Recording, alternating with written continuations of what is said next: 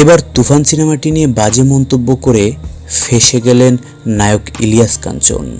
তিনি পড়ছেন এখন শাকিব খানের ফ্যানদের তোপের মুখে। এমনকি শাকিব খান নিজেও ক্ষেপে গেছেন বিরাটভাবে।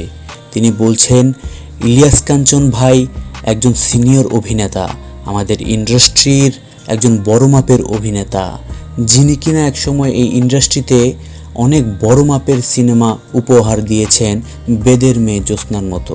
ওনার কাছ থেকে এরকমটা আশা করিনি। তো ইলিয়াস কাঞ্চন কী এমন মন্তব্য করেছেন? আসলে ঘটনা হলো, ইলিয়াস কাঞ্চন তার ফেসবুক পেজ থেকে সাকিবের একটি নিউজ এরকমভাবে শেয়ার করেছেন যে কলকাতায় বড় ধাক্কা খেল তুফান সিনেমাটি। হ্যাঁ, এটা তো ঠিক যে কলকাতায় তুফান সিনেমাটির একদম ভরাডুবি অবস্থা, যা ইচ্ছে তা অবস্থা, কিন্তু এই ব্যাপারটা নিয়ে নায়ক ইলিয়াস কাঞ্চন তো আর এমন করতে পারেন না। ইন্ডাস্ট্রির সব কিছুর পরেও বড় ভাই তিনি। যাই হোক, এই নিয়ে আপনাদের কি মন্তব্য অবশ্যই জানাতে ভুলবেন না। আর আপনাদের যদি আমাদের ভিডিও ভালো লেগে থাকে তাহলে অবশ্যই লাইক, কমেন্ট, শেয়ার করবেন।